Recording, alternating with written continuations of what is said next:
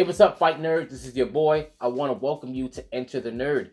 Today, we're going to be talking about UFC 274. Now, there were tons of great matches from the prelims all the way to the main card, but today, we're going to be focusing on the top 3 fights on the main card and the implications of what's going to happen afterwards. Let's get into it. So first and foremost, we have to start with the people's main event, right? Michael Chandler versus Tony Ferguson. Now, a lot of people pick Michael Chandler to win because of Tony Ferguson's trending, right? And he hasn't been trending upwards. Actually, rather been kind of dangerous. And this fight, unfortunately, was kind of a confirmation of what people had feared about Tony Ferguson. However, let's not take this away from Tony Ferguson, the fact that he started off rather strong as far as being accurate, but he had some of the same bad tendencies, which is obviously keeping his chin very high. He applied a lot of pressure, but like, for example, he actually had like I believe it was a left straight or a left cross that put it down Michael Chandler in the first, and it looked great. But then when Chandler got up and actually shot from almost halfway across the octagon and really just bulldozed him, even though we know Tony Ferguson is extremely dangerous on his back, and you saw it because he was really trying to rain down those elbows. Chandler has a really good like anti-jiu-jitsu style of wrestling, and we saw it. And once he started raining down a lot of strikes, we saw that Ferguson was in a really bad position. I think he had like 2 minutes on his back, which wasn't going favorably for him. Then the second round came, and it wasn't long until I believe it was a right high kick from Michael Chandler put out, and it was really more a heel. Like, he really got the heel underneath the chin for Tony Ferguson and knocked him out. And like, we haven't seen anything like that from Tony, which could honestly, I mean, it's a high kick, flush can knock out anyone. However, Tony has a really bad habit of keeping his hands down, almost his head forward, which was a bad tendency. Something that Michael Chandler even called out in the post-fight interview with Joe Rogan. So what does this mean? Tony Ferguson is getting older, not younger, and perhaps it's time to really have a conversation. Yes, he had a 12-fight winning streak before, but his fight IQ has never been really, really high. He's had a lot of great tools, but when it comes to the top tier, you could see he was really just like, I'm going to wear you down and I'm going to let you hit me until you get too tired, and then that's when I'm going to come on. That doesn't work for the high-up competition, who not only can hit you hard enough, but can do it for a long period of time. Tony Ferguson, it's either he hangs it up, because honestly, he's taken a lot of damage. In his whole career, he's always gotten hit, but the last few fights have been super detrimental for him. So either he hangs it up, or the next fight, they put him against some real low-level competition, and if something similar happens, you got to make the call for him, honestly. Now, Michael Chandler had like an amazing WWE-style promo when he called out even Conor McGregor. He wanted the winner of the championship fight, which I wouldn't do, or him versus Conor McGregor, which I think is an excellent fight. The build-up will be great because they both can sell it. Why not? I'm down for that. So hopefully they make that fight. And the co-main, which is Rose Namajunas and Carla Esparza. This was a largely uneventful fight because they were trying to be a bit strategic. One didn't want to get pieced up by the other, so Carla didn't want to get pieced up by Rose, and Rose didn't want to get forcefully taken down. That was the initial worry. However, something that happened in the fight, which should have gave Rose confidence to be a bit more aggressive, was how she defended those takedowns. Yes, that is an excellent thing. She talks about this in like the post-fight scrum, which is, hey, do I get any credit for defense? Sure. But we are talking about like a competitive fighting, which means you do have to score. So once you stop a takedown and you understand, okay, I've got the advantage when it comes to the striking, and she can't hold me down for long, I should be able to do quite a bit. For example, if you really want to stop someone from taking you down, or specifically in mixed martial arts, one of the best things is to attack the legs. And she has excellent footwork. So she could hide a lot of low calf kicks behind jabs and everything. Get that pressure. Yes, I get it. The apprehension of being taken down, especially by someone like Carla. But how many times did that actually happen when she got taken down and she just popped right back up? You saw there was an immediate improvement. And then Carla just pushed a little bit more. it wasn't like either fighter did something amazing. She just happened to do a bit more, like this much more, to get the belt from Rose. So what's going to happen after this? Obviously, Joanna and Zhang Weili are coming up. And I guess the winner of that will probably get to Carla. Which is interesting because Joanna has a win over Carla. And Zhang, I don't think has ever actually, or Zhang, sorry, hasn't even fought her. So that'll be a fresh matchup either way. I think Rose is just one strong win away from being up there because it wasn't like she got, like, neither one of them did anything. So it wasn't like their win, that this loss for her is going to mean a whole lot. She just needs one strong. I think they'll be okay. And mind you, this is not me shitting on her, but I feel like you have to, well, either one of them, but they were just very docile. And yes, you can be strategic and be like, I'm trying to mitigate the damage.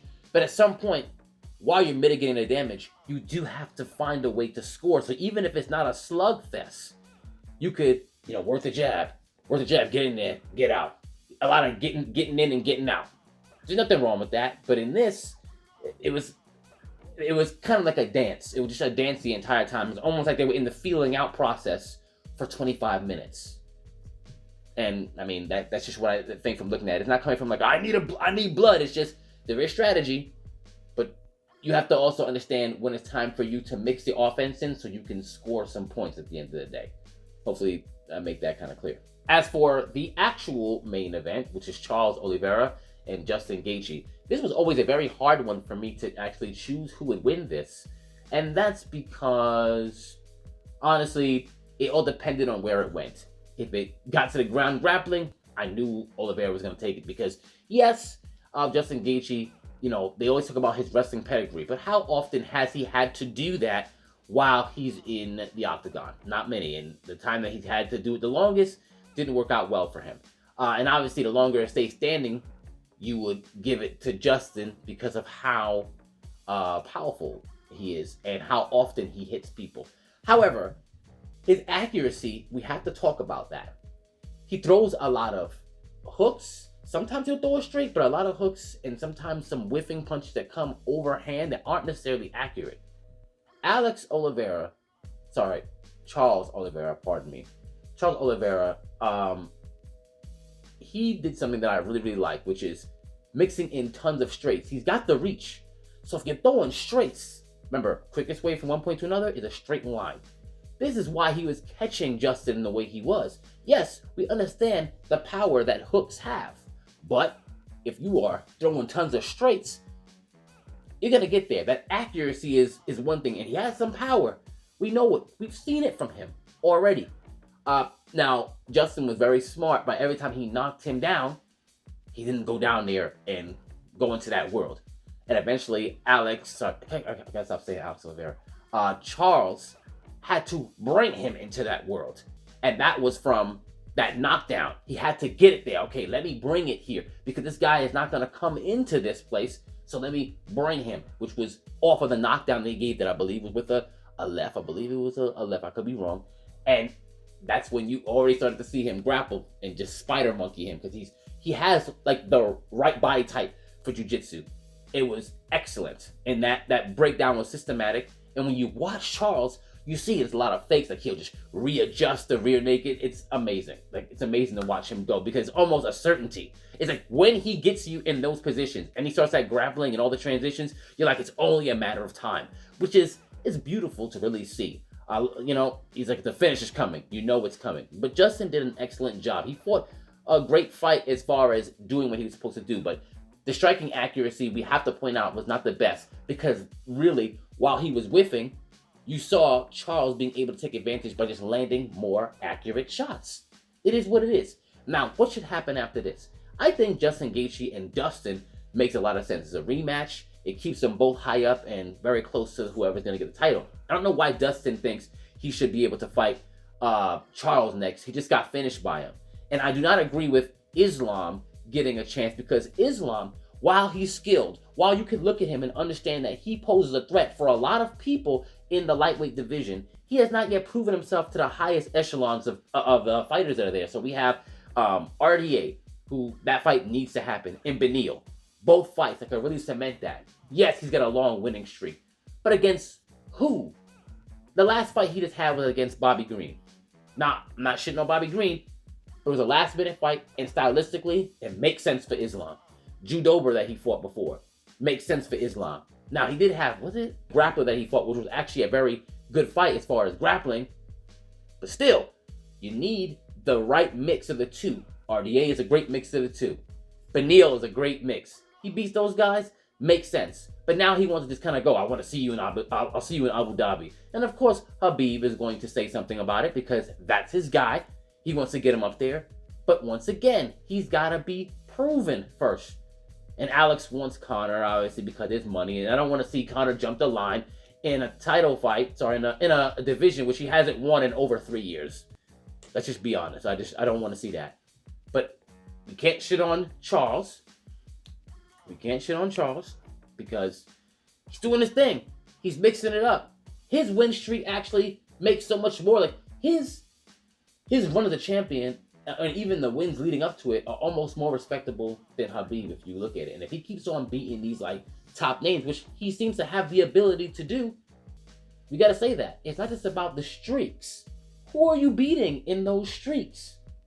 What is the level? And even, I hate to say it because I know a lot of people are going to be like, oh man, like this is just hating. But Khabib, as much as I love his wrestling, how many people did he face that were going to give that challenge to his wrestling? A lot of the dudes would like strike heavy and would just, I got to keep him standing up. But how many people could go, oh, if I get down there, it's going to be a problem? That's what was so intriguing about the Tony Ferguson fight, even though I believe he would have beat Tony Ferguson because we see how he handles like very big or strong wrestlers. Like some dudes can just, honestly, if you can just mitigate that jiu-jitsu, which we saw Chandler do, it is what it is. Either way, that's my take on the 3 fights. Let me know what you think about it.